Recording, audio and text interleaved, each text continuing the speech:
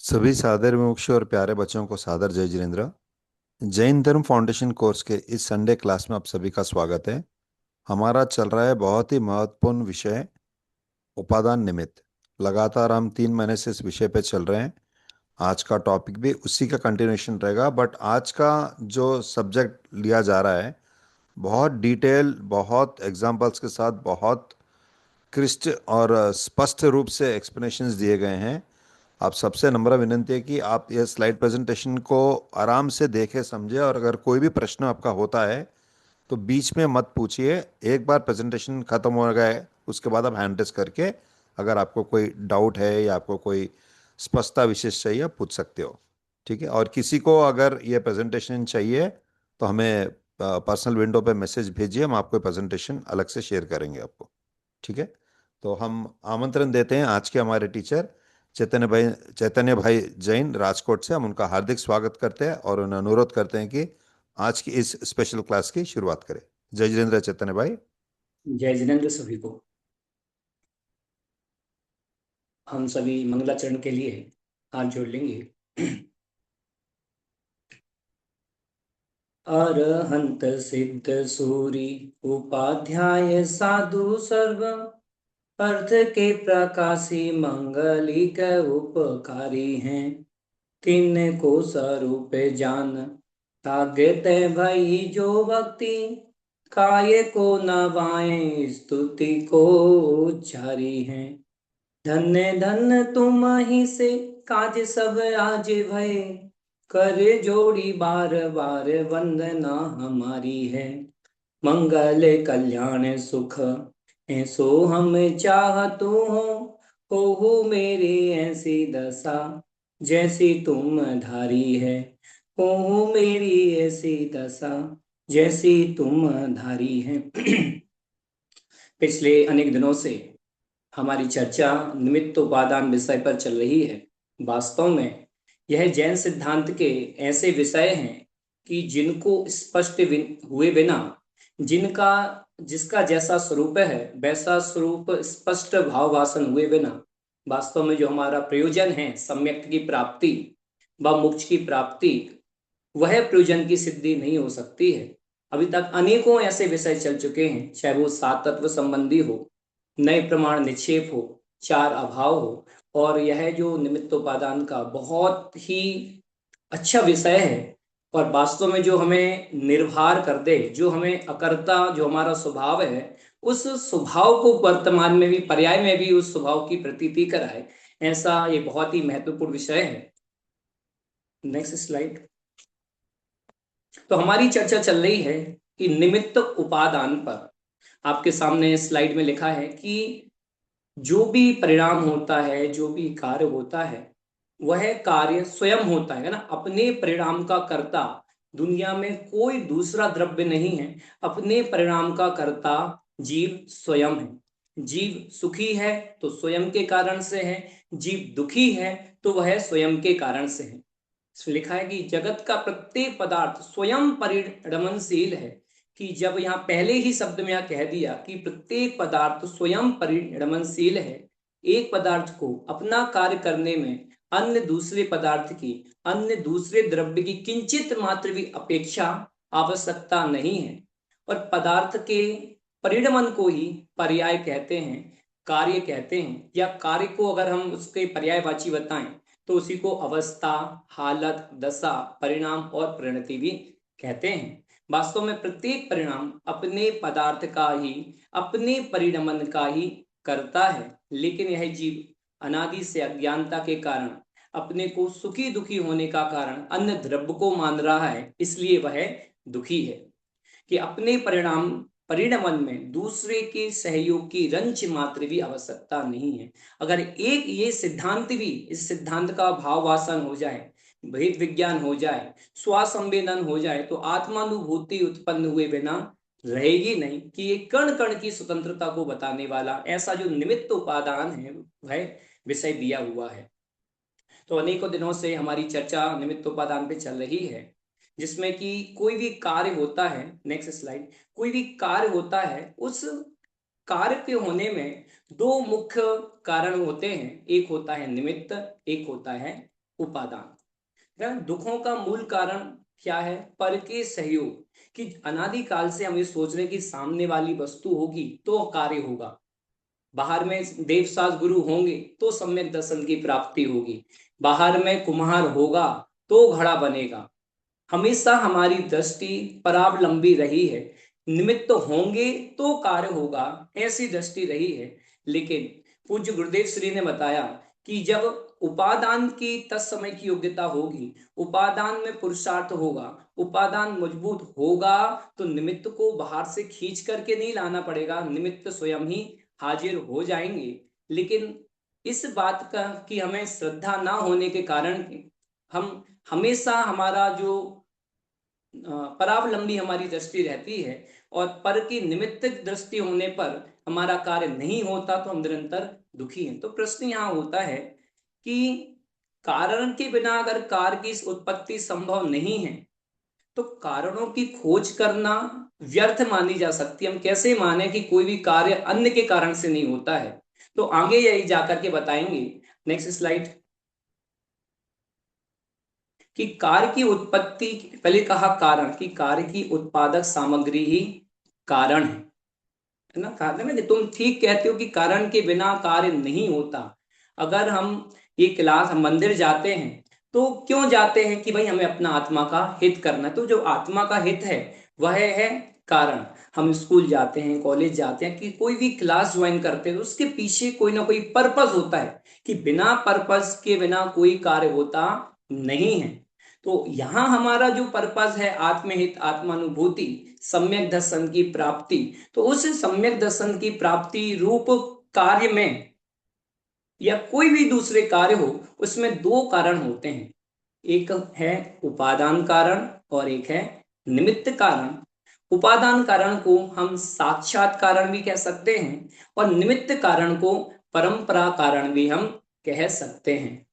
कि ये जो अब आज का विषय चलेगा, आप सबका योग और उपयोग बहुत ही सूक्ष्म होना चाहिए। क्योंकि अगर ये विषय आपको समझ में आ गया तो आपको आनंद तो आएगा ही आएगा, और निमित्त उपादान को आप अपने जीवन में भी यूज करके आप निर्भर और निश्चिंत हो सकते हैं। तो कार्य की उत्पादक सामग्री को ही कारण कहते हैं, और ऐसे कारण दो प्रकार के हैं, एक है उपादान कारण और एक है निमित्त कारण। उपादान हमेशा स्वाद्रव्य में होता है और निमित्त परद्रव्य।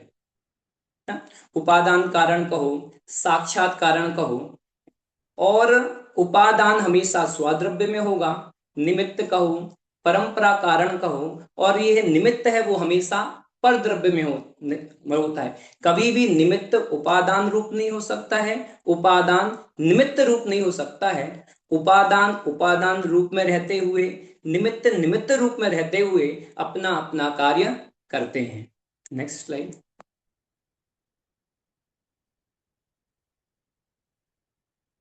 नेक्स्ट। अब देखिए क्या कहा। उपादान को साक्षात कारण कहा, कि जो स्वयं कार्य रूप परिणमित हो उसे उपादान कहते हैं। जो स्वयं कार्य रूप परिणमित हो, मतलब जब भी किसी वस्तु में कार्य होगा, जो भी कार्य रूप परिणमित होगा वह उपादान कहलाएगा। यह साक्षात कारण, और यह पदार्थ का अपना मूल द्रव्य है। यह कार्य के रूप में स्वयं बदलता है। जैसे आगे उदाहरण आएगा, जैसे मिट्टी है, मिट्टी में ये त्रिकाल योग्यता है कि वह घट रूप में परिणमित हो। जब भी घट बनेगा वह मिट्टी से ही बनेगा। तो मिट्टी उस घट रूप जो द्रव्य है, उस घड़े की उपादान कारणगत योग्यता है। और जब भी मिट्टी घट रूप में परिणमित होगी, बाहर में नियम से कुम्हार होगा ही होगा, चाक होगा ही होगा, या जो भी घड़े बनने में जो बाहर सामग्री अनुकूल है वह होगी ही होगी। तो जब भी कार्य होगा वो उपादान में ही होगा। ये बात बिल्कुल निश्चित हो जानी चाहिए। उपादान हमेशा त्रिकाली रहता है, जब भी कार्य होगा उपादान में ही होगा, स्वयं की योग्यता से ही होगा। एक उपादान अन्य किसी कार्य का कारण नहीं होता है, उपादान स्वयं के कारण का ही, कार्य का ही कारण होता है। अब इसके बाद निमित्त देखते हैं। नेक्स्ट।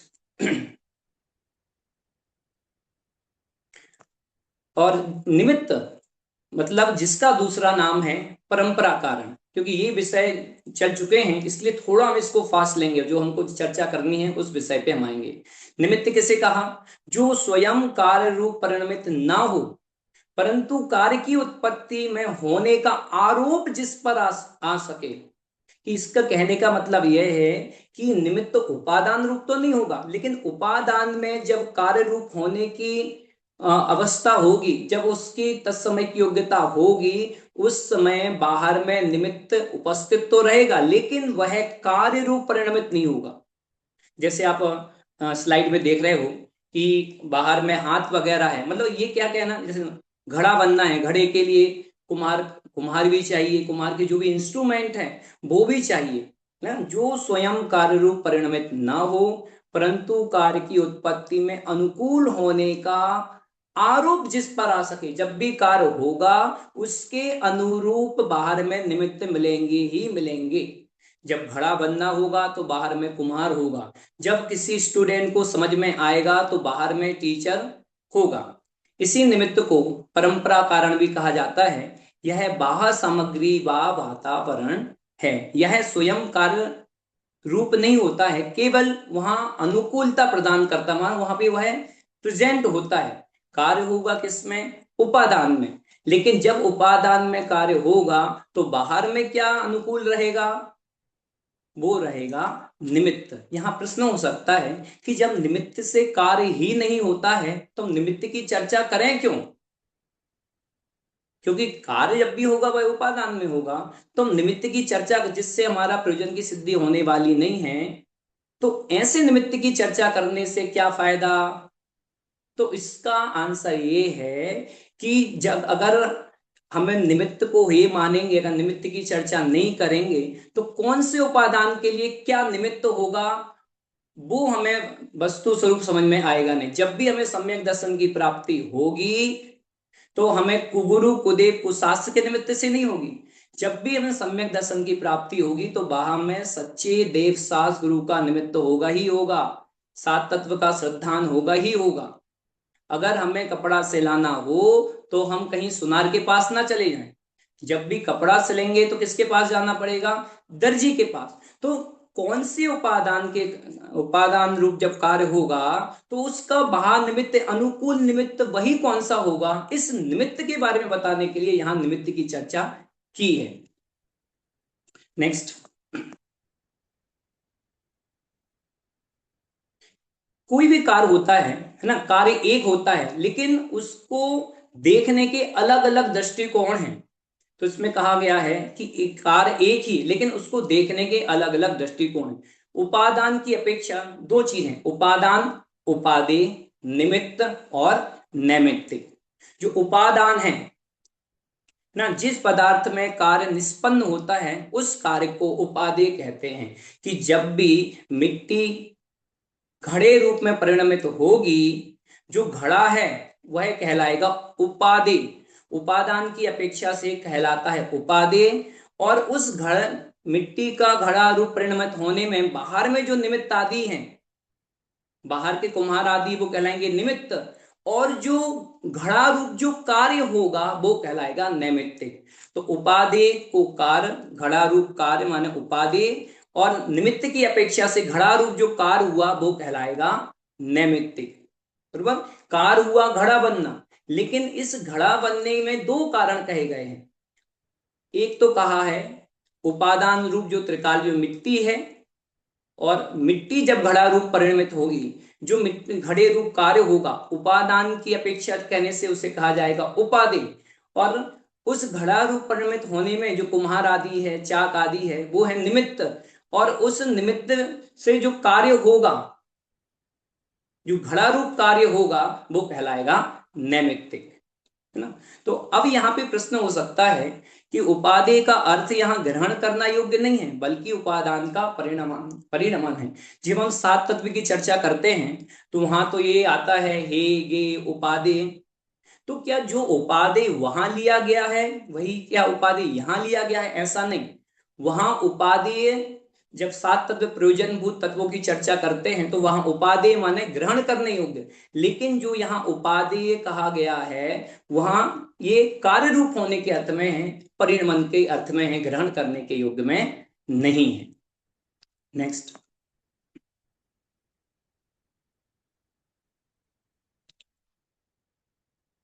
है ना, ये घड़ा है, इस घड़े को हम दोनों दृष्टि से देख सकें। इस साइड से देखेंगे उपादान की अपेक्षा तो घड़ा रूप कार्य है, और इस साइड निमित्त की अपेक्षा से देखेंगे तो भी वह घड़ा रूप कार्य है। अब इसके बाद नेक्स्ट में देखिए और विश्लेषण दिया हुआ है, नेक्स्ट स्लाइड। देखिए क्या लिखा है कि उपादान कौन है, मिट्टी है, वह है द्रव्य, और उस मिट्टी, वह मिट्टी घड़े रूप परिणमित हुई, जो घड़े रूप कार्य हुआ वो हुआ उपादेय। और इस साइड जो कुम्हार है, चक्र है, दंड है, वह है निमित्त, और जो घड़ा रूप कार्य हुआ है वह है नैमित्तिक। मिट्टी स्वयं अपने कणों को बदलकर घड़े रूप में परिणमित हुई है।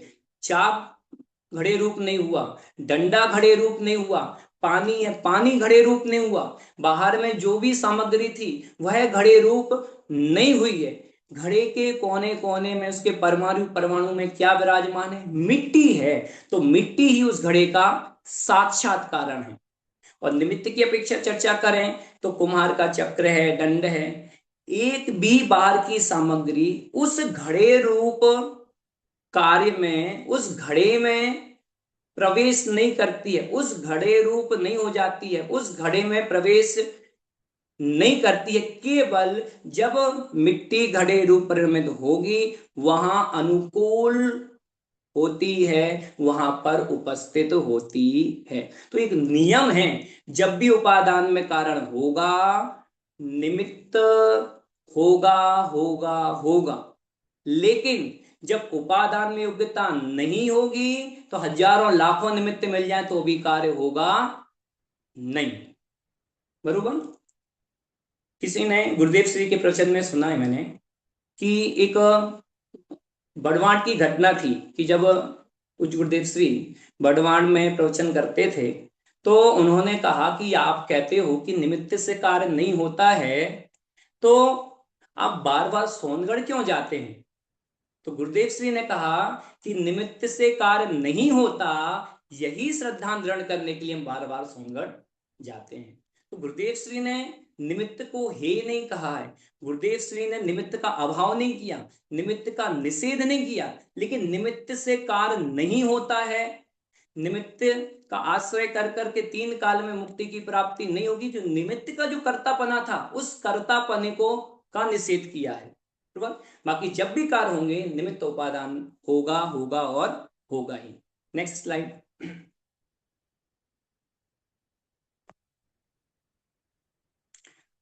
क्या कहा, मिट्टी और स्वर्ण के दृष्टांत से सत्य को जानकर, अब इस सिद्धांत को, इसमें दो उदाहरण है, एक तो मिट्टी का है उपादान निमित्त के लिए, और एक और इसके बाद स्टूडेंट का और जो हमको ज्ञान होगा उसके बाद आएगा, फिर उसी को हम जो सम्यक दर्शन है उसमें घटाएंगे।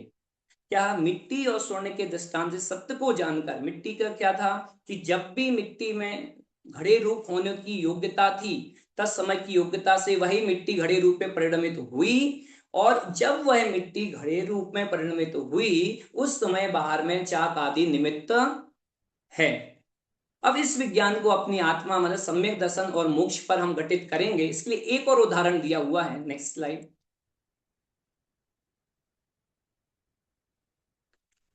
देखिए आपको दो दिखाई दे रहा है कि एक विद्यार्थी है और एक क्लास है जिसमें बुक्स है, डेस्क है, बोर्ड है, कि जब भी विद्यार्थी पास होगा, जब भी विद्यार्थी को समझ में आएगा तो अपने स्वयं की उपादानगत योग्यता से आएगा, है ना। विद्यार्थी का अपना ज्ञान और उसकी वृद्धि उपादान है, विद्यार्थी स्वयं समझकर ज्ञानी बनता है। और बाहर में जब विद्यार्थी को समझ में आए, जैसे हम क्लास, अभी क्लास चल रही है, जो भी विषय आ रहा है अगर आपको समझ में आ रहा है तो आपकी तत्समय की योग्यता है, आपकी ज्ञान की योग्यता है समझ में आने की।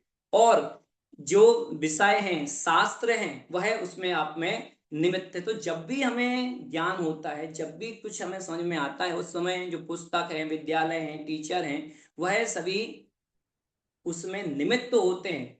टीचर है इसलिए समझ में आया, ऐसा नहीं। पुस्तक है इसलिए समझ में आया, ऐसा नहीं। स्कूल है इसलिए समझ में आया, ऐसा नहीं। अगर पुस्तक से समझ में आता तो सभी पुस्तक पढ़ते हैं, सभी को एक जैसा समझ में आना चाहिए। अगर टीचर के समझाने से समझ में आता है तो टीचर तो सबको एक जैसा समझाता है, लेकिन किसी को कम आता है, किसी को ज्यादा आता है। मतलब जिसकी जैसी जैसी योग्यता रहती है उतना उतना उसको समझ में आता है। कहने का मतलब है कि जब जीव के स्वयं को समझने की योग्यता होती है तो बाहर में टीचर है, बुक है, वो निमित्त मिलते हैं, लेकिन पुस्तक से समझ में आता नहीं। मतलब ये बात बिल्कुल अपने माइंड में बिल्कुल फिक्स हो जाना चाहिए, क्योंकि ये बात फिर अगर माइंड में समझ में आ जाए ना तो दूसरों को दोषारोपण करने की जो दृष्टि है, दूसरों पर ब्लेम देने की जो दृष्टि है, वो खत्म हो जाएगी।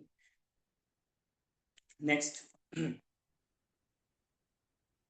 अब इसके बाद देखिए, अब यही चीज उपादान निमित्त हम आत्मा पे, है ना, जो सम्यक श्रद्धा गुण की जो पर्याय सम्यक दर्शन है उस पे घटित करते हैं कि जब भी आत्मा को सम्यक दर्शन होगा, मतलब जो साक्षात्कारण क्या है उसका, आत्मा, या जो आत्मा का जो श्रद्धा नाम का गुण है वह है कि सम्यक दर्शन को साक्षात्कारण उपादान या आत्म द्रव्य या उसका श्रद्धा गुण है, यह आत्मा के स्वरूप का अनुभव करने पर प्रकट होगा। जब सम्यक दर्शन की प्राप्ति होगी वह जीव को ही होगी, और जीव का जो श्रद्धा गुण का जो परिणमन है सम्यक दर्शन रूप, श्रद्धा गुण ही सम्यक दर्शन रूप परिणमित होगा।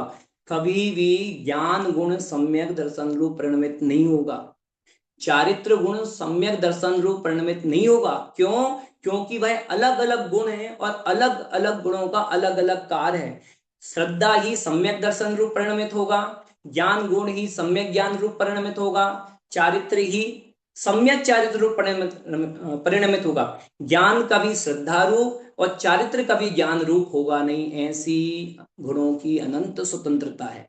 तो जब जीव को सम्यक दर्शन हुआ तो सम्यक दर्शन किसको होगा? जीव द्रव्य को ही होगा, उद्गल धर्म अधर्म आकाश काल को नहीं हुआ।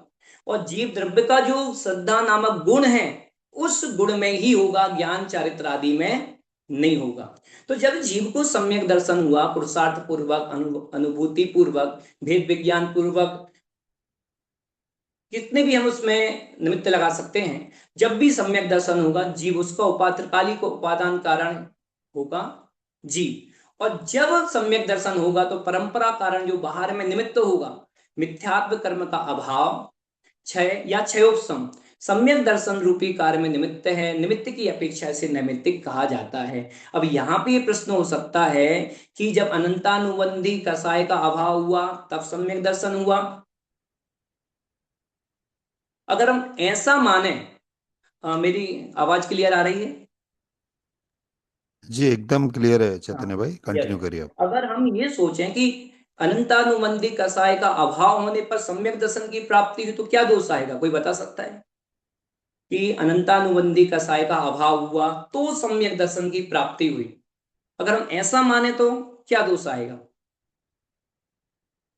अगर कोई बता सकता है हैंड रेज करे तो। एक प्रश्न रेज्ड है कि अगर हम फिर से एक बार रिपीट करिए प्रश्न का आपका।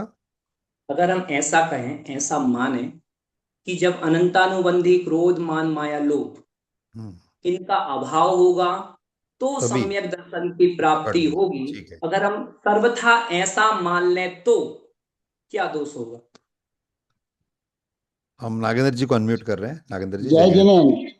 जय जिनेन्द्र जी, जय जिनेन्द्र। हम अगर ऐसा मान लेंगे तो निमित्त पे ही हम अगर दृष्टि रहेगी कि निमित्त से ही कार्य हो रहा है, एक द्रव दूसरे द्रव का कार्य कर रहा है, मतलब आपका कर्ता में कर्म हो सम्मिलन जाएगा। हुआ तो अनंत अनुबंधी का अभाव ही कारण मानते रहेंगे हर बार, अपने स्वरूप की ओर न जाएंगे हम।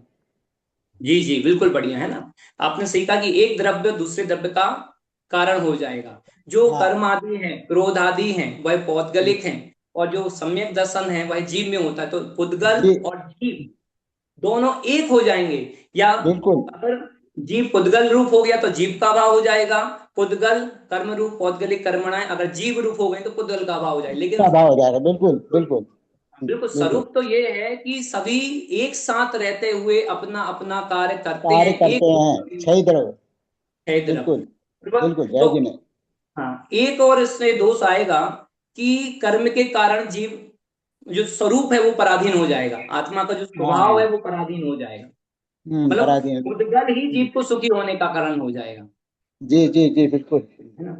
लेकिन स्वभाव ऐसा है कि जब जीव का पुरुषार्थ होगा, जब सम्यक दर्शन प्रकट होगा, तो बाहर में निमित्त में अनंतानुबंधी कसाय है, उसका क्षय है, उपशम उपशम निमित्त होगा ही होगा। होगा ही लेकिन होगा। लेकिन ये बहुत समझने योग्य है। Next slide. हम्म। हाँ, और जब भी सम्यक दर्शन होगा तो बाहर में सच्चे देव, शास्त्र, गुरु या वीतराग की वाणी का श्रद्धा व्यवहार सम्यक कहलाता है, मोक्ष का परंपरा कारण। तो जब भी सम्यक दर्शन की प्राप्ति होगी तो बाहर में सच्चे देव, शास्त्र, गुरु होंगे ही होंगे। कार्य जब सम्यक दर्शन होगा तो तीन काल में बाहर कुगुरु, कुदेव, कुशास्त्र नहीं होंगे। उनके लिए निमित्त क्या होगा? तो जो निमित्त है वो भी उपादान के अनुकूल ही होना चाहिए। तो जब भी सम्यक दर्शन होगा उसमें वीतराग भगवान की वाणी निमित्त होगी, गुरु निमित्त होंगे, शास्त्र निमित्त होंगे, बरोबर। लेकिन बाहर में देव गुरु की वाणी भी हो, तीर्थंकर की दिव्य ध्वनि भी हो, शास्त्र भी हो, लेकिन अगर स्वयं की योग्यता ना पके, स्वयं की योग्यता ना आए, तो तीन काल में कार्य होने वाला नहीं। गुरुदेव श्री कहते हैं कि समझाने से समझ में नहीं आता है, समझने से समझ में आता है।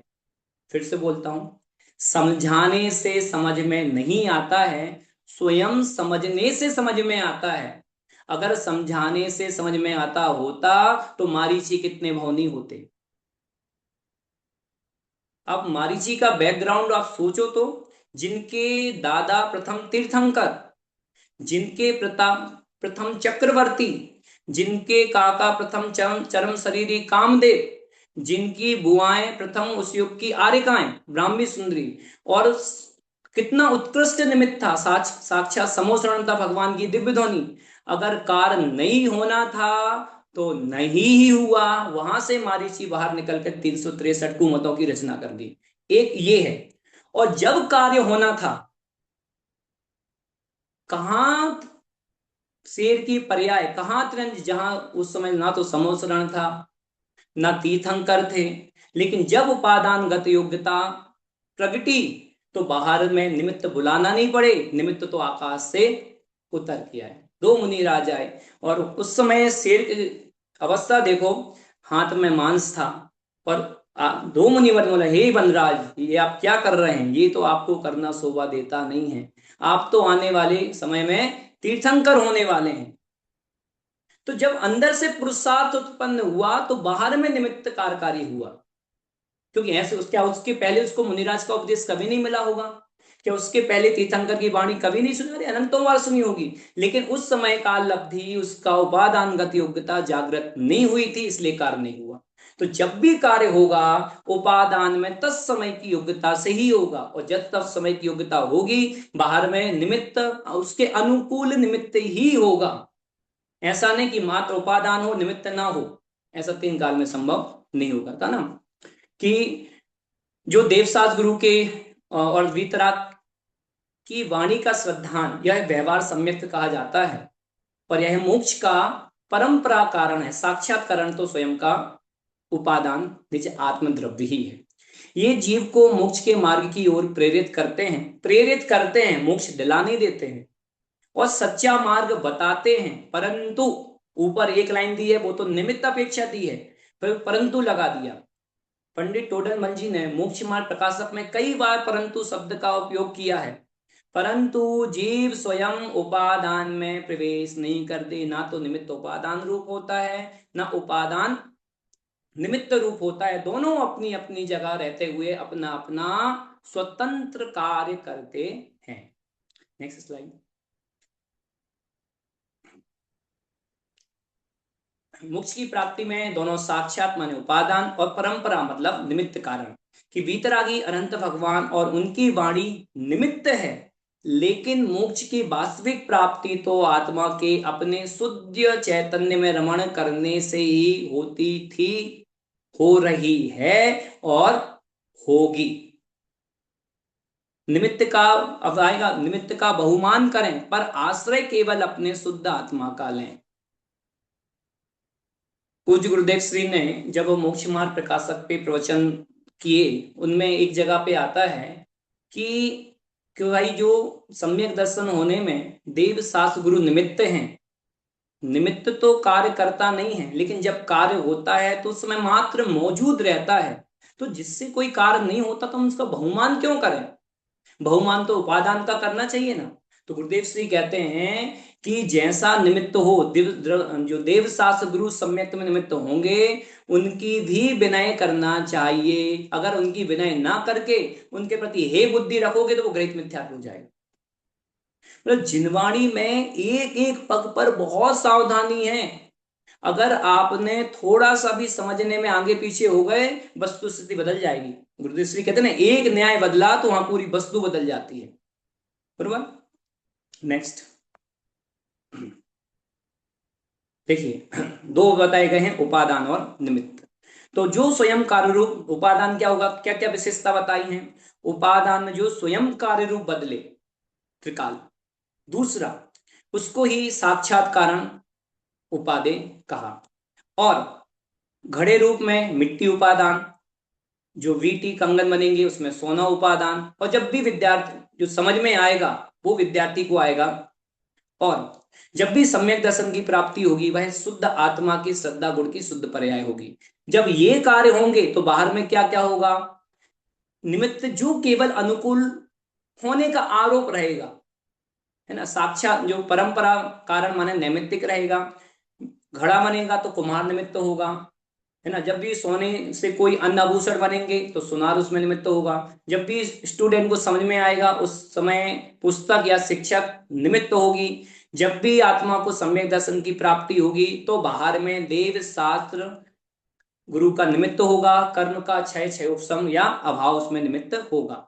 तो यह विज्ञान हमें परम स्वाधीन बनाता है जब हम यह जान लेते कि हमारे परिणाम का कर्ता हमारा उपादान ही है, तो बाहरी निमित्तों से व्यर्थ की अपेक्षाएं समाप्त हो जाती। यही मोक्ष का मार्ग है। तो निमित्त उपादान को समझने का सबसे बड़ा लाभ यह है कि जो दोषारोपण दृष्टि हमारी निमित्त के ऊपर रहती है, निमित्त पर ही हम कर्तव्य का भार थोप देते हैं, वो कर्तव्य का भार छूट जाता है और आत्मा स्वाधीन होता है।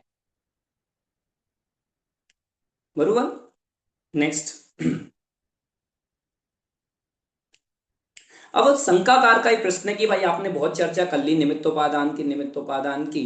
आप ये बताइए कि उपादान यदि द्रव्य या गुण है तो वह सदा काल विद्यमान रहता है। बोलो, आत्मा कब से है? अनादि से है। उस आत्मा के आश्रय से रहने वाले जो अनंत गुण हैं वो भी कब से हैं? अनादि से है। तो द्रव्य भी अनादि से है, उसके आश्रय से रहने वाले जो गुण भी वो अनादि से हैं। वह सदा काल विद्यमान है। एक समय के लिए भी आत्मा ने ज्ञान गुण को नहीं छोड़ा, श्रद्धा गुण को नहीं छोड़ा, सुख भी गुण को नहीं छोड़ा, वीर गुण को नहीं छोड़ा। क्योंकि दोनों में कैसा है? तादात्म्य संबंध है। बरोबर। तो अतः विवक्षित कार्य भी सदा होता रहना चाहिए। कि सम्यक दर्शन की प्राप्ति अनादि से तो सम्यक दर्शन नहीं है। तो जब द्रव्य भी शुद्ध है, उसके आश्रय से रहने वाले जो द्रव्य जो गुण हैं वो भी त्रिकाल शुद्ध हैं, तो सम्यक दर्शन की प्राप्ति हमेशा होते रहना चाहिए ना। या फिर मिट्टी कब से है? मिट्टी अनादि से है। और मिट्टी जो घट रूप उसका कार्य है तो वो भी हमेशा होते रहना चाहिए। लेकिन ऐसा क्यों होता है कि एक किसी विशेष समय ही मिट्टी घट रूप में परिणमित होती है? क्वेश्चन समझ में आया? संख्या क्या है कि यदि द्रव्य या गुण है उपादान, क्योंकि उपादान किसको कहा? द्रव्य और गुण वो उपादान है।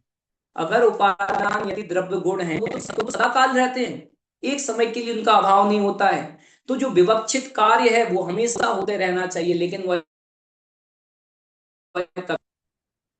तो यहां इस शंका का सार क्या लिखा है कि शंकाकार का तर्क है कि यदि वस्तु का मूल स्व उपादान ही कार्य का कारण है तो और वह हमेशा मौजूद रहता है। तो जैसे मिट्टी से घड़ा बना, है ना, तो कार उस घड़े रूप कार्य भी बिना रुके हमेशा होते रहना चाहिए। वह क्यों रुक जाता है?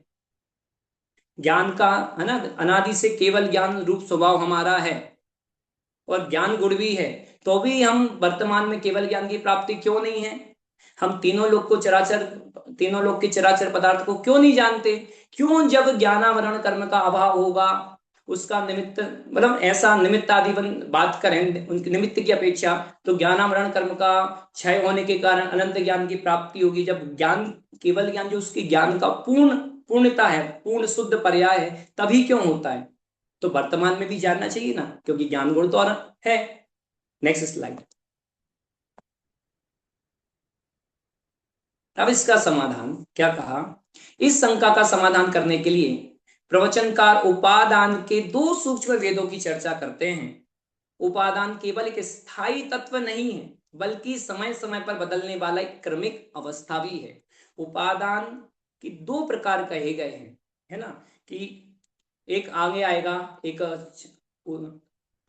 त्रिकालीय उपादान और एक क्षणिक उपादान का ना रहे। कार्य की उत्पत्ति केवल होने पर निर्भर नहीं है, लेकिन बल्कि उस समय की योग्यता पे निर्भर है कि कौन सा पदार्थ कब किस निमित्त से किस रूप में परिणमित होगा, इस पर निर्भर करती है। Next slide. अब उपादान के दो स्वरूप बताए गए हैं, एक त्रिकालीय उपादान, दूसरा क्षणिक उपादान। कौन कौन से? त्रिकाली और एक क्षणिक। तो त्रिकालीय उपादान क्या कहा, किसे कहा? जो द्रव्य या गुण स्वयं कार्य रूप परिणमित हो या सदा विद्यमान रहने वाला जो वस्तु का मूल स्वभाव है, वह है त्रिकालीय उपादान। क्या क्या विशेषता बताई? कि जो द्रव्य या गुण स्वयं कार्य रूप परिणमित हो, जो सदा रहे, जिसमें किसी अन्य की अपेक्षा से रहित हो, और वस्तु का मूल स्वभाव, यह है त्रिकालीय उपादान। उसके सामने कौन सा? क्षणिक उपादान, कि उस विशिष्ट क्षण की अवस्था और कार्य रूप बदलने की तात्कालिक योग्यता। फिर आगे जाकर के क्षणिक उपादान भी बताएंगे कि अनंतर पूर्व क्षणवर्ती पर्याय और तत्समय की योग्यता। तो उपादान के दो भेद किए, त्रिकालीय उपादान और क्षणिक उपादान। बराबर। त्रिकालीय उपादान तो हमेशा रहता है, लेकिन जो कार्य होता है वह किसमें होता है? क्षणिक में। बराबर। नेक्स्ट देखिए क्या कहा। अब त्रिकालीय उपादान किसे कहा? जो द्रव्य या गुण स्वयं कार्य रूप परिणमित हो, उसे त्रिकालीय उपादान कारण कहते हैं, जो सदा रहता है, बदलता नहीं है। अब यहां पे कहा, यदि त्रिकालीय उपादान को ही कार्य का पूर्ण और एकमात्र समर्थ कारण, सक्षम कारण मान लिया जाए, तो विवक्षित कार्योत्पत्ति का सदा प्रसंग आएगा, अर्थात वह कभी रुकेगा नहीं। कब? जब हम कार्य होने का कारण त्रिकालीय उपाद सर्वथा त्रिकालीय उपादान को ही मान लेंगे, तो जो कार्य होगा वो हमेशा होता ही रहेगा, होता ही रहेगा, वो कभी रुकने वाला नहीं। अतः त्रिकालीय उपादान आवश्यक आधार अवश्य है, कार्य होगा उपादान में, पर वह कार्य उत्पन्न करने का समय समर्थ माने तुरंत फल देने वाला कारण नहीं है। किसी भी कार्य होने का कारण आधार है त्रिकालीय उपादान, लेकिन कारण क्या आएगा? क्षणिक उपादान। नेक्स्ट। बराबर। तो क्या कहा? क्षणिक उपादान माने जो अनादि से जो पदार्थ, जो पर्यायों का प्रवाह चला आ रहा है, कि अनादि से द्रव्य भी हैं, द्रव्य के आश्रय से रहने वाले अनंत गुण भी हैं, और अनंत प्रत्येक समय होने वाली उन गुणों की अनंतानंत पर्याय भी हैं। वह अनादि से उसका जो प्रवाह है, उत्पाद व्यय उत्पाद व्यय उत्पाद व्यय, अनादि से चला आ रहा है। तो अब ये कहा है कि द्रव्य और गुणों में अनादि अनंत पर्याय अवस्थाओं का प्रवाह क्रम निरंतर चलता आ रहा है, कि गुण को द्रव्य की अपेक्षा नहीं है, पर्याय को गुणों की अपेक्षा नहीं है। सभी के सत्कारक अपने उस पर्याय के स्वयं के सत्कारक के कारण निरंतर उसमें परिणमन हो रहा है। अब ये कहा कि जो क्षणिक उपादान, उसके दो भेद बताए। कौन कौन से? अनंतर पूर्व क्षणवर्ती पर्याय और एक उत्तर क्षणवर्ती पर्याय। तो एक यह कहा कि ठीक एक क्षण पहले की अवस्था, जैसे मान लो आपको इस स्क्रीन में दिख रहा है कमल खिला हुआ है, वो तो कार्य हो गया, लेकिन उस कमल खिलने की एक क्षण पहले, उसके पहले का समय जो पंखुड़ी थी वो थी वन। बरोबर। तो ये हो गया अनंतर पूर्व क्षणवर्ती पर्याय। और बाद में जो कमल खिला वह तत्समय की योग्यता, या फिर जो हम घड़ी है वह समझो त्रिकालीय उपादान। जैसे फॉर एग्जाम्पल अभी 440 हुए हैं, 440 हुए हैं, तो 440 हुए, ये तो हो गई तत्समय की योग्यता, लेकिन 440 अपने आप नहीं हो गए, पहले जो 439 था वो उसके अनंतर पूर्व क्षणवर्ती पर्याय। बरोबर। नेक्स्ट, और क्या कहा, तत्समय की योग्यता जो वस्तु का समर्थ कारण है, कि जो पदार्थ जिस समय जिस रूप में परिणमित होगा वही ही होगा। पंडित टोडरमल जी ने मोक्ष मार्ग प्रकाशक के 52 नंबर पेज में कहा है कि अनादि निधन वस्तुएं, मतलब उसमें सुखी होने का उपाय बताया है कि अनादि निधन वस्तुएं भिन्न भिन्न भिन्न भिन्न अपनी मर्यादा सहित परिणमित होती, कोई किसी के अधीन नहीं, कोई किसी को परिणमित कराने से परिणमित नहीं होती है, उन्हें परिणमित कराना चाहता है वह तो कोई उपाय नहीं, वह तो मिथ्या दर्शन ही है, कि जो वस्तु जिस रूप में परिणमित होगी उस रूप में ही होगी, जब कार्य होगा तो उसका साक्षात कारण समर्थ कारण होगा उसके तत्समय की योग्यता। देखिए दिखा है कि तत्समय की योग्यता वो ही समर्थ उपादान कारण, कि उस पर्याय की माने उस रूप होने की योग्यता, तत्समय की योग्यता ही क्षणिक उपादान कारण है। क्या विशेषता है कि जिसके बिना कार्य की उत्पत्ति नहीं होती है और जिसके होने पर नियम से कार्य की उत्पत्ति होती, दो विशेषता बताई तत्समय की योग्यता की, जिसके बिना कार्य नहीं होगा और जब भी कार्य होगा वह नियम से कार्य की उत्पत्ति होगी होगी और होगी। तो अनंतर पूर्ण क्षणवर्ती पर्याय और तत्समय की योग्यता इक्वल समर्थ उपादान कारण। जब भी 9 बजेंगे तो वह 8:59 पूर्वक ही बजेंगे, जब भी सम्यक दर्शन होगा वो आत्मानुभूति पूर्वक ही होगा, जब भी घड़ा बनेगा वह मिट्टी से ही बनेगा, लेकिन जब मिट्टी से घड़े रूप होने की तत्समय की योग्यता होगी तभी बनेगा, कभी भी नहीं बन जाएगा। बरोबर। नेक्स्ट,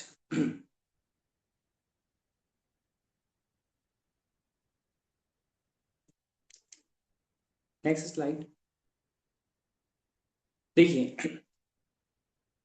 क्या उदाहरण दिया है कि जैसे सोना है, बरोबर, त्रिकालीय उपादान जो समस्त जो वस्तु है उसका, उसके एक स्लाइड पहले,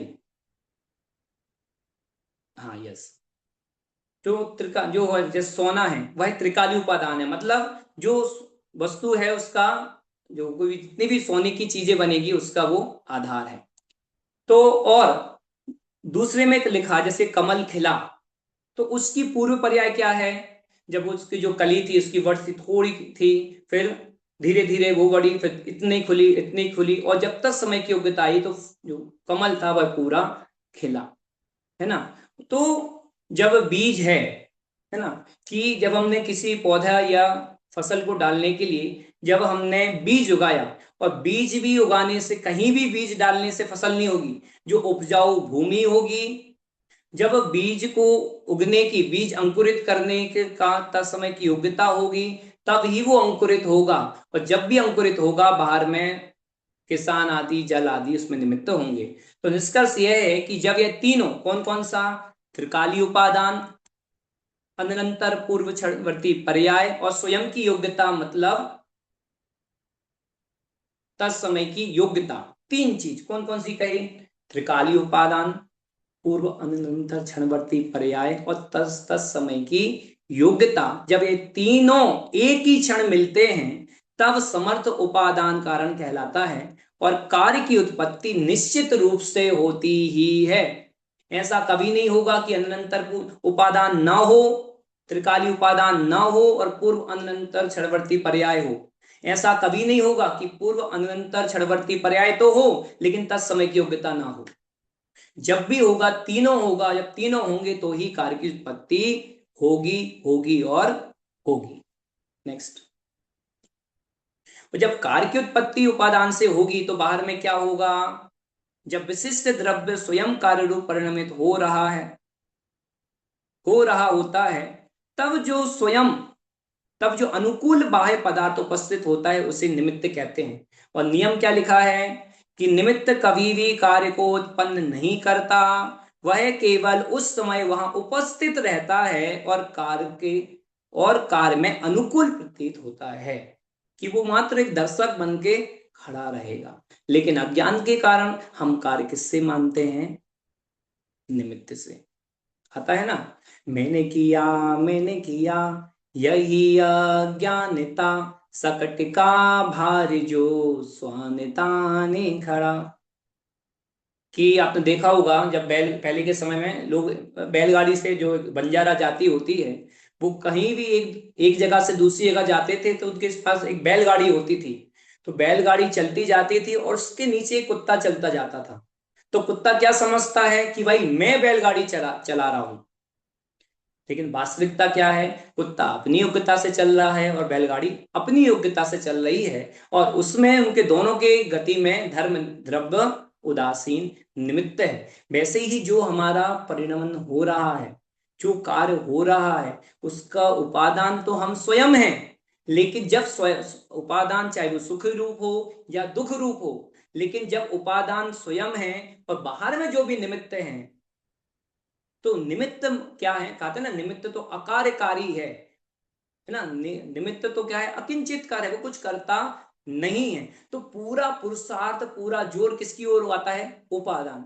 तो कहने का मतलब है, हम निमित्त को जोड़ने का प्रयास ना करें, हम निमित्त से राग द्वेष ना करें, निमित्त के प्रति उपेक्षा भाव नहीं होना चाहिए। उपादान पूरा योग उपयोग किसमें जाना चाहिए? हमें अपना उपादान मजबूत करने पर। नेक्स्ट। फिर ऐसे निमित्त भी दो प्रकार के कहे, उदासीन निमित्त और प्रेरक निमित्त। उदासीन निमित्त क्या है? उसकी परिभाषा दी है कि ये उदासीन निमित्त माने ये इच्छा शक्ति से रहित और निष्क्रिय होते हैं।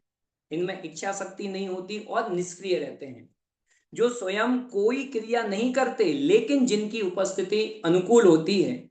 उदाहरण के लिए, जब भी गमन रूप कार्य होगा उस समय धर्म द्रव्य होगा ही होगा।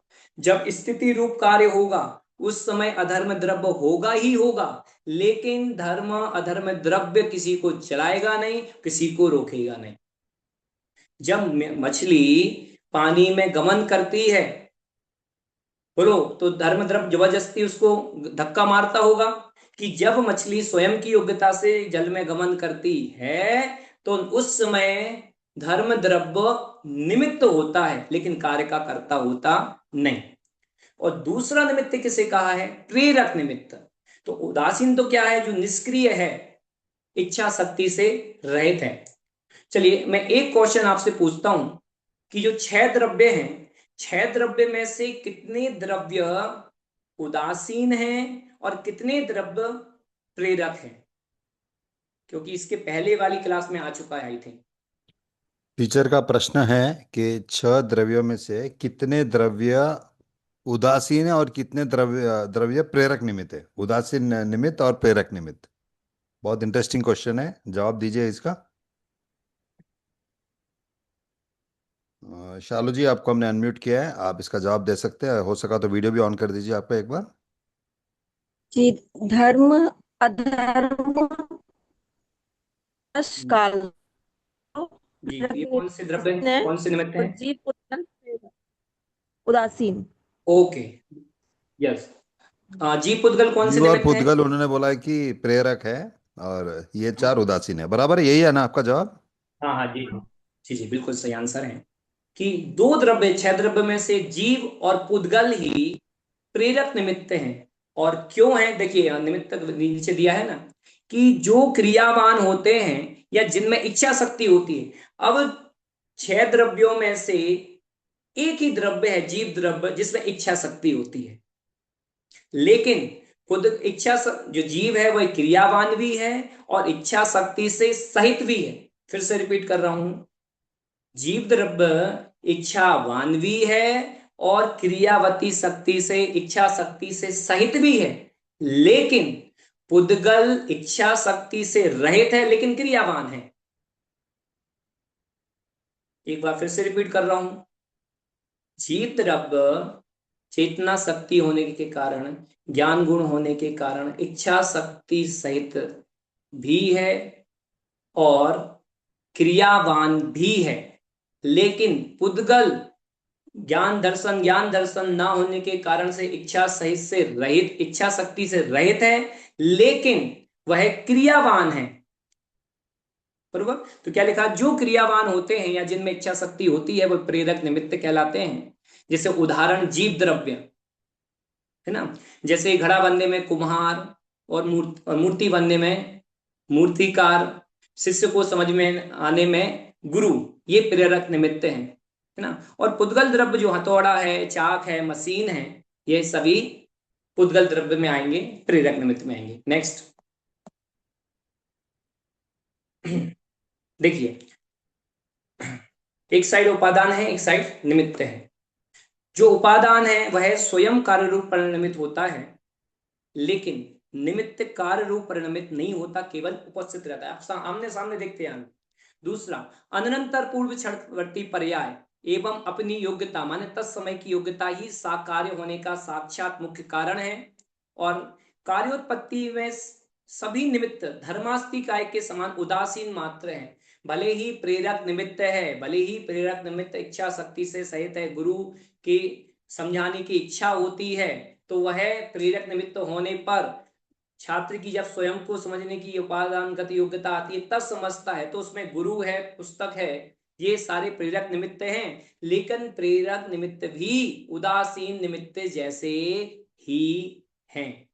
फिर जैसे मिट्टी स्वयं अपने गुणों के कारण से घड़ा बनती है, वैसे ही कुम्हार, चाक और पानी केवल सहयोगी कहा जाता। वातावरण, बाहर में अनुकूल वातावरण, जो वातावरण है वह उपस्थित करते हैं। नेक्स्ट देखिए क्या कहा, जब उपादान की तैयारी हो तब कार्य होता ही है, और उस समय योग्य निमित्त भी होता है। देखिए, आपने प्रथमान युग में कथा आदि जम्बू स्वामी का नाम सभी ने सुना होगा, है ना, कि जब जम्बू स्वामी विवाह नहीं कर रहे थे तो उनके माता पिता ने जैसे तैसे करके विवाह के लिए उनको राजी किया, और विवाह भी हो गया। और एक नहीं, चार उनकी पत्नी थी, चार पत्नियों के साथ उनका विवाह हुआ। लेकिन वो तो चारों पत्नियां ये सोचती थी हम उनको अपने राग में अपने बस कर लेंगे और ये वैराग्य लेना, दीक्षा लेना सब भूल जाएंगे और भोगों में शामिल हो जाएंगे। लेकिन अब उस समय सोचिए कि जम्बू स्वामी ने उनकी चारों पत्नियों के साथ पूरी रात तत्व चर्चा की, और उसी दिन उसी रात को विद्युत चोर भी उनके यहाँ चोरी करने आया, और उनकी चर्चा सुनकर के वो इतना प्रभावित हुआ कि अपने 500 चोरों के साथ सुबह होते ही दीक्षा ले ली। जम्बू स्वामी ने भी दीक्षा ले ली, चारों पत्नियों ने भी दीक्षा ले ली, और विद्युत चोर। अब ये बताइए, क्या जम्बू स्वामी ने पहले कभी किसी स्त्री के साथ बात नहीं की होगी? क्या जो चारों स्त्रियां थी कभी किसी उन्होंने पुरुष के साथ, अपने माता पिता भाई के साथ बात नहीं की होगी? तो तब उनको वैराग्य क्यों नहीं आया, तब दीक्षा क्यों नहीं ली? क्यों? क्योंकि उस समय की उनकी तत्समय की योग्यता नहीं थी। तो जो भी कार्य होगा वह तत्समय की योग्यता हो में ही होगा, आगे पीछे होने वाला नहीं है। देखिए, इस जगत में कोई भी दो मुख्य कारणों से मिलने पर कार्य होता है। एक उपादान जो स्वयं कार्य रूप परिणमित होता है, जिसको द्रव्य की अपनी शक्ति या स्वशक्ति कहा जाता है, और दूसरा निमित्त है जो कार्य होने के बाह्य रूप से उपस्थित या सहायक कहा जाता है। अब यहां देखिए नेक्स्ट वन, आत्मार्थी को अब करना क्या है? उपादान की तैयारी ही सर्वोपरि है, निमित्त को खोजने के लिए जाना नहीं पड़ता है। क्या कहा कि आत्मार्थी को निमित्त की खोज में व्यग्र नहीं होना चाहिए। निमित्त नहीं होता, यह कौन कहता है? अरे निमित्त तो होता है, पर निमित्त खोजना भी नहीं पड़ता है, निमित्त से कार्य भी होता नहीं है। इसलिए पूरा योग उपयोग किसको मजबूत करने में करना चाहिए? अपने उपादान को। निमित्तों के अनुसार कार्य नहीं होता, कार्य के अनुसार निमित्त कहा जाता है। जब सुवर्ण हार रूप में परिणत होगा उस समय कुम्हार निमित्त नहीं होगा, उस समय सुनार ही निमित्त होगा। और जब घड़ा मिट्टी से घड़े रूप में परिणमित होगा उस समय सुनार निमित्त नहीं होगा, उस समय कुम्हार ही होगा। कि जैसा कार्य होगा वैसा वहां निमित्त होगा, कार्य कोई और हो और निमित्त कोई और हो, ऐसा तीन काल में संभव नहीं है। इसके बाद नेक्स्ट स्लाइड, अब नेक्स्ट, हाँ नेक्स्ट कर, नेक्स्ट कीजिए, नेक्स्ट नेक्स्ट। पंडित टोडरमल जी ने निमित्त नैमित्तिक संबंध को समझाने के लिए एक चकवा चकवी का उदाहरण दिया है कि जब सूर्योदय होता है तो चकवा चकवी को कोई जबरदस्ती मिलाता नहीं है, और जब सूर्य का अस्त होता है तो कोई द्वेष बुद्धि से उन्हें अलग करता नहीं है। ऐसा ही निमित्त नैमित्तिक संबंध बना रहा है। देखिए अब पढ़ते हैं कि सूर्य का उदय मात्र एक निमित्त है, चकवा चकवियों के संयोग में मिलने में मात्र एक निमित्त है। दिन में किसी ने करुणा बुद्धि से लाकर इन्हें मिलाया नहीं, और पक्ष और चकवा चकवियों का संयोग स्वयं की योग्यता से होता है। तो सूर्योदय को निमित्त पाकर वे स्वयं ही मिलते हैं। ऐसा ही सहज संबंध है, और कर्म और आत्मा के बीच में जानना चाहिए कि जब जीव विकार रूप परिणमित करेगा तो बाहर में कर्म का निमित्त होगा, जब स्वभाव रूप परिणमित करेगा तो कर्म का क्षय क्षय उपशम उपशम निमित्त होगा। बात पर ये निमित्त नैमित्तिक है संबंध, ऐसा सहज ही बन रहा है। नेक्स्ट, अब जब निमित्त नैमित्तिक की इतनी हमने चर्चा की तो क्या कहा, निमित्त नैमित्तिक की झगड़े में हम पड़ेंगे क्यों? भैया दुनिया में तो बहुत सारे काम हैं, जब हम घर के काम से निपट जाएं तो निमित्त नैमित्तिक की चर्चा करें, तो हम इस झगड़े में पड़ेंगे क्यों? इसे ना जाने तो क्या हानि होगी और जानने से क्या लाभ। आता है ना कि प्रयोजनम बिना मंदोपी न प्रवृत्ति, कि प्रयोजन के बिना तो मूर्ख भी किसी कार्य में कोई भी कार्य नहीं करता है। फिर तो यहाँ पे पारलौकिक प्रयोजन है, तो हम निमित्त नैमित्तिक के झगड़े में पड़े क्यों? नेक्स्ट, क्यों? क्योंकि सही स्वरूप समझना झगड़ना नहीं है, वस्तु समझना है। क्या कहा? दो समय, झगड़ा और समझ। तो निमित्त नैमित्त को समझना झगड़ा नहीं है, कि दुख का मूल कारण एक को दूसरे का कर्ता मानना ये झगड़ा है। दो अलग अलग हैं, अलग अलग को एक मानना ये झगड़े का कारण। जो एक है उसको अलग अलग मानना वो झगड़े का कारण। जो एक है उस एक के सच्चे स्वरूप को ना जान करके विपरीत मानना वह झगड़े का कारण। जो भिन्न भिन्न हैं उनके सही स्वरूप को ना समझकर अपनी मान्यता के अनुसार विपरीत मानना वो झगड़े का कारण। तो एक शब्द में कहें कि जो वस्तु स्थिति है, जो वस्तु का जैसा स्वभाव है वैसा ना मानना, वैसा ना जानना, वैसा परिणाम ना करना वो झगड़े का कारण। और यहां झगड़े को बाहर की झगड़े की बात नहीं की, यहां जो झगड़ा कहा गया है वहां किसमें, जो अपनी मान्यता में जो विपरीतता है वही झगड़ा है। देखिए क्या कहा, दुख का मूल कारण एक को दूसरे का कर्ता मानना झगड़ा है, माने अज्ञान है। उसी झगड़े के कारण जीव निरंतर दुखी हो रहा है। कार्य होता है उपादान में, और उस समय जब निमित्त मौजूद होता है तो हम कार्य किससे समझने लगते हैं कि भाई निमित्त ने कार्य किया, निमित्त ने कार्य किया, हमको तो बहुत बड़ा रोग हो गया था, अच्छा है डॉक्टर साहब ने हमें बचा लिया। हमको तो कुछ भी नहीं आता था, अच्छा ये टीचर बहुत अच्छे हैं, इनके समझाने से हमें समझ में आ गया। अब ये बताइए कि डॉक्टर को बचाने से कोई मरीज बचा कि स्वयं की उसकी सही होने की योग्यता थी? उस समय बाहर निमित्त रूप में डॉक्टर बाहर में उपस्थित था। मतलब ये समझना बहुत जरूरी है। और क्या होगा समझ, समाधान, उपादान और निमित्त का सही स्वरूप समझने से यह जो भ्रम है कि निमित्त में ही, जो निमित्त को ही हम कर्ता मानते हैं, निमित्त के ऊपर ही हम दोषारोपण करते हैं, उस निमित्त के ऊपर दोषारोपण रूप दृष्टि है उसका अभाव हो जाएगा और जीव स्वाधीन होता है। भ्रम और झगड़ा जड़ से समाप्त हो जाएगा। कब होगा? जब हम निमित्त उपादान का सच्चा स्वरूप समझेंगे। नेक्स्ट देखो, अज्ञान की हानि और दोषारोपण की प्रवृत्ति। उपादान और निमित्त का सही ज्ञान न होने पर व्यक्ति अपने द्वारा कृत अपराधों का कर्तृत्व निमित्त पर थोप करके स्वयं निर्दोष बना रहता है। कि भाई हमें मंदिर जाने में, स्वाध्याय करने में आलस आ रहा है, तो कोई कहे कि भाई हमारी तो अंतराय कर्म का उदय है, हमारी इच्छा तो बहुत है लेकिन क्या करें, तो स्वयं के अपराध को छिपाने के लिए वह निमित्त को दोष देता है। परिणाम, जीव अपनी कमजोरियों को छुपाने के लिए बाहरी परिस्थिति को दोष देता है। कहते ना, कौन किसे आधार जगत में, सब अपने आधार, पर को जो आधार मानता वह मूर्ख सरदार। बरोबर। उसमें आता भी है कि तू जब तक जी निज बल से जी, तू स्वयं भगवान है, भगवान बनकर की। जब उपादान में इतनी योग्यता आएगी तो जो कर निमित्त में कर्तव्य बुद्धि है उसका अभाव होगा। नेक्स्ट।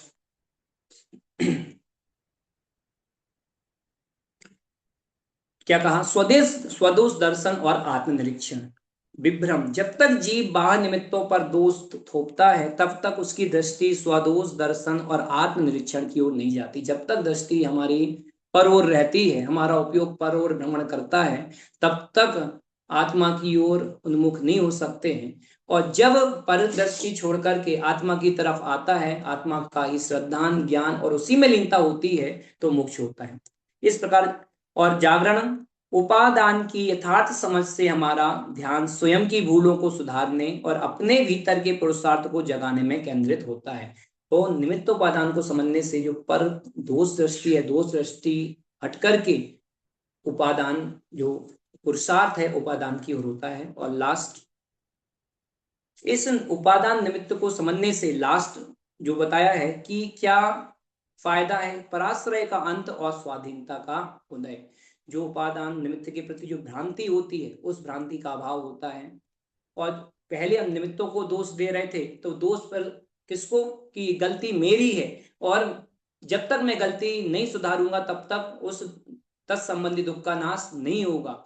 और स्वावलंबन होता है, आत्मा की स्वतंत्रता का ज्ञान आता है। और स्वतंत्रता का ज्ञान आने पर, आत्मा के पूर्ण वैभव का ज्ञान होने पर, आत्मा की सिद्ध समान स्वभाव का भान होने पर आत्मा उसमें लीन होता है। और जब आत्मा लीन होता है तो परम सहज सुख अनाकुल आनंद की प्राप्ति होती है। तो कहने का मतलब यह है कि निमित्त उपादान को हम जीवन के प्रत्येक क्षण हम उसका चिंतन कर सकते हैं।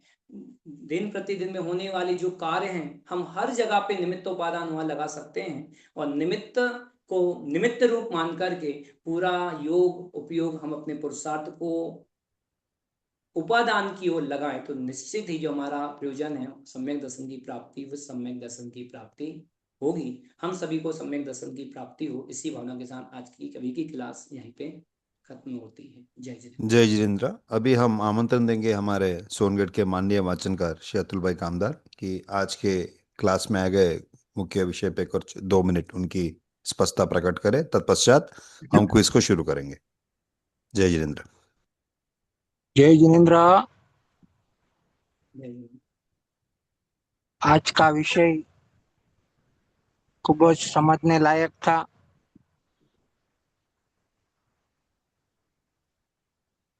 ये अधिकार हमें क्यों समझना है, इस बात का महत्व है कि क्यों आचार्य देव ने निमित्त उपादान को एक अधिकार के रूप में उपदिष्ट किया, क्योंकि अनादि से जीव निमित्त को कार्य का कर्ता मानता है। अनादि से अभी भी हम अगर अटके हैं, सम्यक दर्शन से अगर हम वंचित है, तो कहीं ना कहीं हम कर्तृत्व का दोष लेकर चल रहे हैं। और वो कर्तृत्व का दोष बहुत से प्रकार के हो सकते हैं। निमित्त में भी कर्तापने का दोष हो सकता है, अपने में ही अपने में क्रिया के द्वारा कार्य को प्राप्त करना भी एक दोष है, कर्तृत्व दोष है। जैसे द्रव्यलिंगी मुनि बराबर मानता है कि निमित्त से कार्य नहीं होता, मगर द्रव्यलिंगी मुनि को अंतरंग में चारित्र की क्रिया में कर सकता हूं ऐसा कर्तृत्व का दोष जो है, वो दोष उसको सम्यक दर्शन को वंचित रखता है और पुण्य के फल में 9वीं ग्रह तक जाता है। तो कर्तृत्व बुद्धि को दूर करने के लिए यहाँ ये उपादान निमित्त का अधिकार स्पष्ट किया है। देखिए, निमित्त की परिभाषा ही ये है कि स्वयं कार्य रूप से नहीं परिणमता है, मगर कार्य की उत्पत्ति में अनुकूलता का जिस पर आरोप आता है उसको निमित्त कहते हैं। तो स्वयं परिभाषा ही ये बताती है कि उपादान ही वास्तव में सच्चा कार्य का जनक है, निमित्त किंचित मात्र भी जनक नहीं है। परिभाषा ये स्पष्ट बात बताती है कि कार्य की उत्पत्ति में, यानी कि स्वयं कार्य रूप से न परिणमता हो। जैसे घड़े की उत्पत्ति हुई तो क्या कुंभार, घड़े की उत्पत्ति के काल में क्या कुंभार घड़ा रूप हुआ? क्या हस्तादिक घड़ा रूप हुआ? क्या दंड चक्र हस्त घड़ा रूप हुआ? क्या जमीन का आधार घड़ा रूप परिणमा? तो क्या नहीं। तो फिर कार्य कहाँ हुआ? क्योंकि हमेशा मुख्यतः कार्य के ऊपर से आरोप तय होते हैं।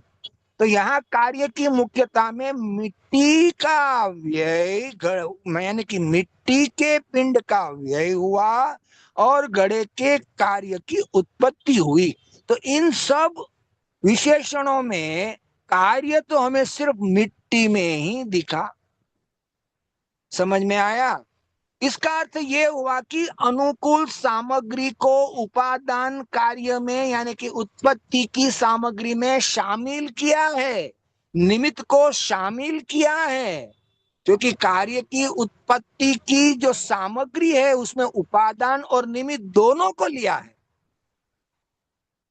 कारण की परिभाषा में कार्य की उत्पादक सामग्री में उपादान और निमित्त दोनों को लिया है। तो झगड़ा यहाँ होता है कि हम निमित्त को कर्ता मानते हैं कार्य का। वास्तव में निमित्त कार्य रूप से नहीं परिणमता है, मगर वो हाजिर रहता है। ये ज्ञान कराने के लिए हमें निमित्त उपादान समझना जरूरी है। तो ये देखो झगड़ा कहाँ हुआ। हमने कहा घड़ा किसने बनाया, सीधा हमने कह दिया फलाने कुंभार ने बनाया। समझ में आया? फिर कैसे बनाया? तो कि वो हस्तादिक क्रिया से बनाया। देखो दूसरा आरोप हस्तादिक पे आ गया। तीसरा आरोप हमने कैसे बनाया? तो कि चक्र पे रखकर गोल गोल घुमाकर बनाया। तो देखो तीसरा भिन्न कारण आ गया, चक्र दंड आ गया। किसके आधार से बनाया? तो कि जमीन के आधार से बनाया। समझ में आया? कहां से लेके बनाया? तो कि टोपले में से लेकर चक्र के ऊपर रखकर यह कार्य किया। किसके लिए किया? तो कि पानी पीने वालों के लिए किया। तो ये सब भिन्न भिन्न भिन्न भिन्न भिन्न भिन्न अगर कार्य के कर्ता होते थे तो झगड़ा होता था कि वास्तव में घड़े का कर्ता कौन है भैया। समझ में आया? इतने भिन्न भिन्न कारण हो सकते हैं क्या? घड़े की उत्पत्ति का वास्तविक कारण कौन है? तो कि भाई ये सब कारण उपलब्ध है मगर कोई भी कार्य रूप से नहीं परिणमा है। अकेली मिट्टी का व्यय हुआ है पिंड का और घड़े की उत्पत्ति हुई है, तो कार्य वहां हुआ है। तो वास्तव में हमारा नजर सीधा उस कार्य पर फोकस करना चाहिए कि जहां योग्यता पड़ी थी वो कार्य कार्य रूप से परिणमा है। वो मिट्टी में ही इस तरह से घड़ा बनने की योग्यता थी, उन कारणों में नहीं थी। तो जो कारण जहां योग्यता थी वो योग्यता ही कार्य का जनक होता है। क्योंकि हमारी नजर में घड़ा आया है तो क्षणिक उपादान को कार्य का जनक कहा। तो उस वक्त वो कहां से आया? तो कि त्रिकाली द्रव्य में त्रिकाल शक्ति पड़ी थी, उसको अनुसर के आया। तो त्रिकाली द्रव्य को भी उपादान में शामिल किया। किसका व्यय हुआ? तो कि पिंड का व्यय हुआ और घड़े की उत्पत्ति हुई, तो व्यय को भी हमने उपादान सामग्री में शामिल किया। और कौन कौन सामने थे? तो कि कुंभार थे, हस्तादि क्रिया थी, मगर कार्य सिर्फ पर्याय की उस समय की योग्यता के अधीन था। ऐसा कहकर सभी कारणों से हमने उस कार्य को मुक्त किया और घड़े को ही घड़े का कार्य का कर्ता कह के निमित्त का भी कर्तापने के दोष से दूर किया। त्रिकाली द्रव्य के ऊपर जो आरोप देते थे उसको भी मुक्त किया और व्यय जो अभाव रूप है पिंड का व्यय, उसको भी हमने कर्तापने के आरोप से मुक्त किया। समझ में आया भैया? दूसरी बात, ये इससे एक बात हमें समझ लेना चाहिए कि कार्य का उत्पादक सामग्री में मुख्य तत्समय की योग्यता है। ये कहकर निमित्त करता है इस बात का समाधान हुआ, निमित्त करता नहीं है इस बात का समाधान हुआ, पूर्व पर्याय का व्यय करता नहीं है इस बात का समाधान हुआ, और त्रिकाली द्रव्य त्रिकाल योग्यता से भरपूर पड़ा है शक्ति रूप से, वो भी कार्य का करता नहीं है। तो फिर कार्य का करता तत्समय की योग्यता यानी कि घड़े की पर्याय ही कार्य का करता है। ये जानने के बाद हमारे सामने दो बात स्पष्ट हो जाती है कि निमित्त करता नहीं है, यहाँ हमारा ज्ञान चक्षु में ये विवेक तो आना चाहिए, और दूसरा त्रिकाली द्रव्य त्रिकाल शक्ति से भरा हुआ है, वो भी एक समय की पर्याय का करता नहीं है। तो मैं पर्याय में भी मिथ्यात्व का व्यय करूं और सम्यक दर्शन प्राप्त करूं, ऐसा अज्ञानता का भी अभाव होता है। तो फिर मैं अब क्या करूं? पर्याय भी उसी समय होने वाली है, जब होगी जैसी होने वाली है वैसी होगी, तो अब मैं क्या करूं? तो कि मैं उस द्रव्य को ही लक्ष्य में रहकर ज्ञाता बन जाऊं। अब मुझे पर्याय में परिवर्तन करने का भाव भी नहीं करना है, और कुंभार घड़े को करता है या गुरु मुझे सम्यक दर्शन देगा उस भाव से भी हमें निवृत्त होना है। तो मेरे हिस्से में क्या रहा कि मैं ज्ञाता हूं, और ज्ञातापने का रहने का ही मुझे पुरुषार्थ करना है। आई बात समझ में? और एक भाई साहब ने बात कही थी कि मरीचि के समय में इतने सारे उत्कृष्ट निमित्त थे। चैतन्य भाई ने एक बात कही थी कि निमित्त तो बहुत सारे थे मरीचि के समय में, पिताजी दादाजी, तो फिर क्यों नहीं हुआ? और सिंह की पर्याय में ही सम्यक दर्शन क्यों हुआ? तो यहाँ एक बात आपको समझ लूं कि भाई साहब ने उस वक्त वहां वजन दिया था कि पर्याय का उस समय का वो कार्य होने का निश्चित समय था। तो ये बात तो सही है, क्रमबद्ध के अनुसार पर्याय का वो जन्म क्षण निश्चित था। तो हमें पुरुषार्थहीन नहीं होना है ये समझकर, हमें पुरुषार्थहीन नहीं होना है ये समझकर, हमें ये सोचना है कि जब पर्याय क्रम सर है तो मैं ज्ञायक हूं और ज्ञाता के सिवा मेरा कोई कर्तव्य नहीं है, ऐसा सोचकर सीधा दृष्टि का विषय जो ज्ञायक है उसको लक्ष्य में लेना है। ऐसा नहीं है कि भाई मेरी 5वीं नंबर की पर्याय 6 महीने के बाद सम्यक दर्शन की पर्याय 6 महीने के बाद आने वाली है, तो मैं चुपचाप बैठ जाऊं, अपने आप आ जाएगा। ऐसा पुरुषार्थहीनता का यहाँ भाव नहीं निकालना है। पर्याय का क्रमबद्ध जो है ये हमें बताता है कि अब तू पर्याय में परिवर्तन करने की मिथ्या मान्यता को छोड़, पर्याय किसको अनुसर के आती है? तो कि त्रिकाली द्रव्य को अनुसर के आती है। तो त्रिकाली द्रव्य को ध्येय बना, उसको दृष्टि के विषय में ले, उसकी प्रतीति कर, तो तेरा क्रम में जो केवली ने देखा है वो क्रम निश्चित वही है सम्यक दर्शन का। समझ में आया? ऐसा डरना, कोई डर जाएगा कि मरीचि के भाव में नहीं हुआ इतने उत्कृष्ट निमित्त के बावजूद, मगर सिंह की पर्याय में सम्यक दर्शन हुआ, तो फिर हमें हमें बैठ जाना है। अरे भैया, ये दृष्टांत से हमें बोध ये लेना है कि हमें बैठना नहीं है। जब पर्याय को भी मैं परिवर्तन नहीं कर सकता हूं तो मेरा उपयोग कहाँ जाएगा? कि मैं पर्याय को भी परिवर्तन नहीं कर सकता हूँ, निमित्त से भी नहीं होता है, व्यय से भी नहीं होता है, त्रिकाली द्रव्य से भी नहीं होता है, तो फिर मैं क्या करूं? तो वहां पुरुषार्थ द्विगुणित हो जाता है कि मैं ज्ञायक हूं। ऐसा ज्ञायक को ध्रुव बनाकर, ऐसा वो मस्त ध्येय बनाकर तन्मय हो जाता है कि उसकी पर्याय में सम्यक दर्शन जो भगवान केवली ने देखा था वो निश्चित वो इस समय में होगा होगा और होगा। तो पुरुषार्थ को तेज करने की बात आती है। चुपचाप बैठ जाना, पानी में गिरने के बाद हाथ पैर जलाने की जरूरत नहीं है। केवली ने दिखा होगा तो मैं बाहर आ जाऊंगा बच के, और अगर केवली ने दिखा होगा मर जाऊंगा तो मर जाऊंगा। ऐसा पुरुषार्थहीन बात यहाँ नहीं लेना है। पुरुषार्थ में द्विगुणितता आ जानी चाहिए कि मैं तो ज्ञायक हूं, पर्याय का परिवर्तन भी मेरे हाथ में नहीं है, निमित्त का तो कुछ कर्तव्य कार्य मेरे कार्य में अकिंचित कर है, मगर पूर्व पर्याय का व्यय भी अकिंचित कर है, त्रिकाली द्रव्य भी अकिंचित कर है। तो फिर मैं क्या हूं? मैं ज्ञायक हूं। बस ऐसा ध्येय में तन्मयता लाने वाले को भगवान के ज्ञान में सम्यक दर्शन जब और पूर्णता जब दिखी है वो निश्चित वही समय पे होगी होगी और होगी। तो पुरुषार्थ को वेग मिलता है, पुरुषार्थ हीन नहीं होता है। ये बात बराबर ध्यान रखना। जय जिनेन्द्र।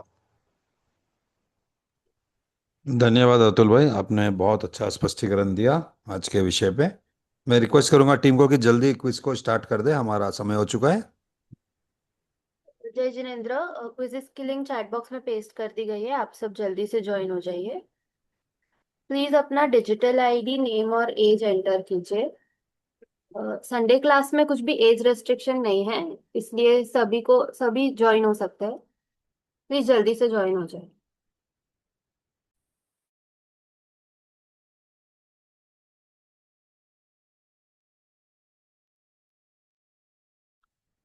सभी से रिक्वेस्ट है जल्द ज्वाइन हो जाए, हमें समय का मर्यादा हो चुका है, हमारा समय हो चुका है एक्चुअली। समय की मर्यादा है हमें। हम 30 सेकेंड्स में क्विज को स्टार्ट करेंगे। से रिक्वेस्ट है जल्दी ज्वाइन हो जाए।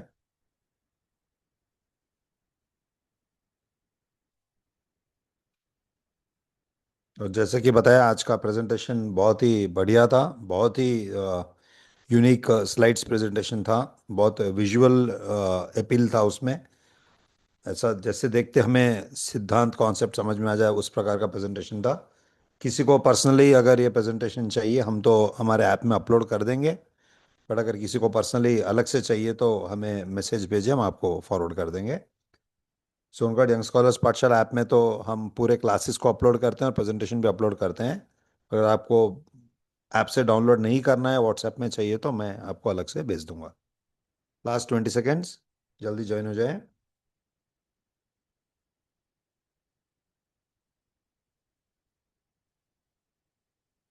हम काउंटडाउन स्टार्ट कर रहे हैं। 10, 9, 8, 7, 6, 5, 4, 3, 2, 1 एंड 0। सभी को ऑल द बेस्ट।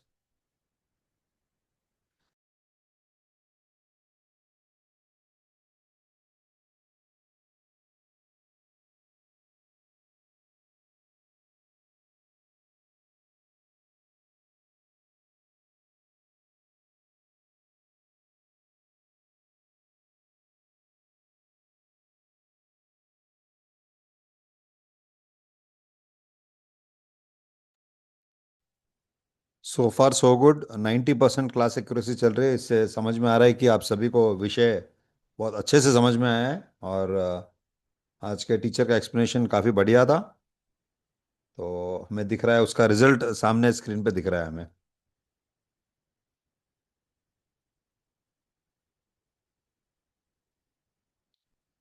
स्लोली हमारे विनर स्क्रीन पे दिख रहे हैं हमें। जैसे कि आज संडे है, कोई एज रिस्ट्रिक्शन है नहीं, तो सभी लोग भाग ले सकते हैं और सभी लोग टॉप 5 इसमें विनर्स डिक्लेयर किए जाएंगे। हम लास्ट 30 सेकेंड्स में क्विज को एंड करेंगे, क्योंकि ऑलरेडी विनर्स आ चुके हैं स्क्रीन पे।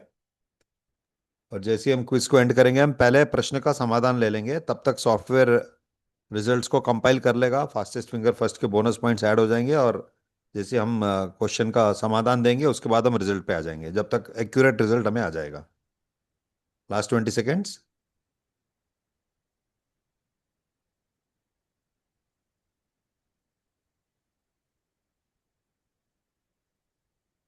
ओके, लास्ट 10 सेकेंड्स, हम काउंटडाउन स्टार्ट कर रहे हैं। 10, 9, 8, 7, 6, 5, 4, 3, 2, 1 एंड 0। हम क्विज को समाप्त कर रहे हैं और इमिडिएटली हम क्वेश्चंस की तरफ आगे बढ़ रहे हैं।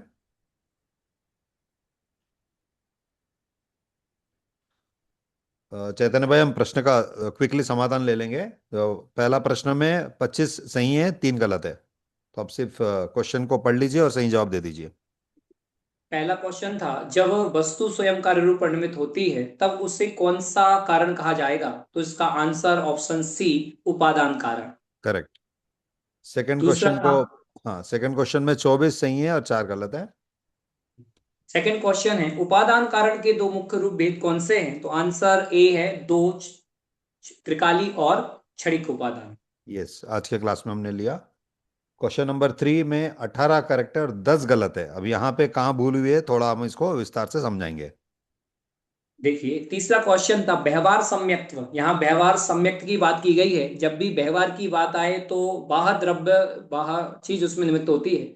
तो बाह्य सम्यक्त्व का मोक्ष मार्ग का ब्लैंक्स है। तो जब मैंने उपादान को साक्षात कारण और निमित्त को परंपरा कारण कहा था, तो जब परंपरा कारण कहा था तो उसमें ये भी बताया था कि जैसे ऑप्शन है, मतलब जो व्यवहार सम्यक्त है, व्यवहार सम्यक्त में मतलब जो देव सात गुरु का श्रद्धान है, सात तत्वों का श्रद्धान है, तो ये व्यवहार सम्यक्त्व है।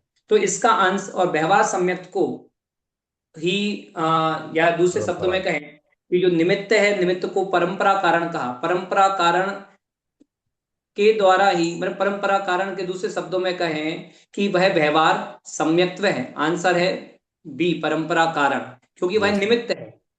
बहुत स्पष्टता से टीचर ने उस स्लाइड में हमें क्लासिफिकेशन में बताया था कि अलग अलग पर्यायवाची शब्द क्या कहे जाते हैं। जैसे निमित्त कारण को क्या कहा जाता है, उपादान कारण को क्या कहा जाता है। तो ये परंपरा कारण इज व्यवहार सम्यक्त्व। Coming to question number 4, 27 correct है, एक ही गलत है, सिर्फ एक ही गलत गया है इसमें।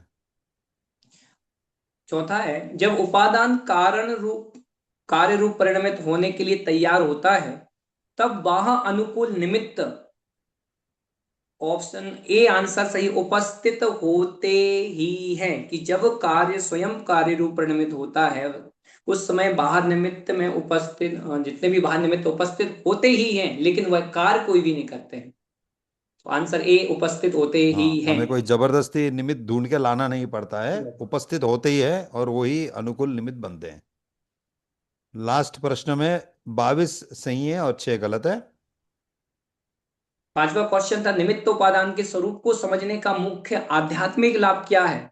तो ऑप्शन डी, उपयुक्त सभी, कि परद्रव्य का अहंकार दूर होना, दूसरों दूसरों पर दोषारोपण बंद होना, आत्मशक्ति की भरोसा होना, और उपयुक्त सभी। तो आंसर आएगा उपयुक्त सभी, option D. All of the above correct. अभी हम क्विकली जाएंगे हमारे रिजल्ट्स की तरफ। हमारे रिजल्ट्स में हमें, क्योंकि डिजिटल आईडी फर्स्ट की नहीं है, तो हम सेकंड से जा रहे हैं। 1144 आहान जैन पुणे, 1309 नागेंद्र जी, 1532 त्रिशा मेहता, एंड 1379 विश्वेश्वर जी, एंड 1282 संगीता बाविशी जी। ये हमारे आज के 5 विनर्स हैं। सभी को बहुत बहुत बधाई, सभी विनर्स को बहुत बहुत बधाई। टॉप 5 को पॉइंट्स मिलेंगे एक्स्ट्रा, बट बाकी जिन्होंने भी भाग लिया और सबके सही जवाब थे, काफ़ी लोगों के सही जवाब है दिख रहे हैं मुझे, ऑलमोस्ट 13 14 15 तक सभी सही जवाब दिख रहे हैं। बहुत बढ़िया, बहुत बढ़िया, सभी ने इसमें आज भाग लिया। सभी को बहुत बहुत धन्यवाद इसके लिए। अभी हम जयकारा की स्लाइड रखते हैं और जयकारा से आज के सेशन की समाप्ति करते हैं। लेट्स हैव द जयकारा स्लाइड।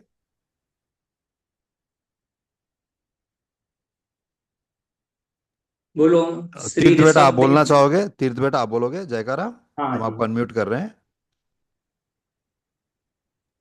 जयेंद्र सर। जय जितेंद्र बेटा, जय। बोलो श्री ऋषभ देवादि 24 जिनेन्द्र भगवान नो। जय। बोलो श्री सिमंदर आदि 20 तीर्थंकर भगवान नो जय हो। बोलो श्री समय सार जी आदि सर्व जिनवाणी मात नो जय हो। बोलो श्री कुंकुन आचार्य देव आदि सर्व मुनि राजो नो जय हो। बोलो अनंत अनंत तुक्कादि पूज्य कहान गुरु देव नो जय हो। धन्य अवतार प्रशमूर्ति पूज्य भगवती मात नो जय हो। सुवर्णपुरी तीर्थ धाम नो जय हो।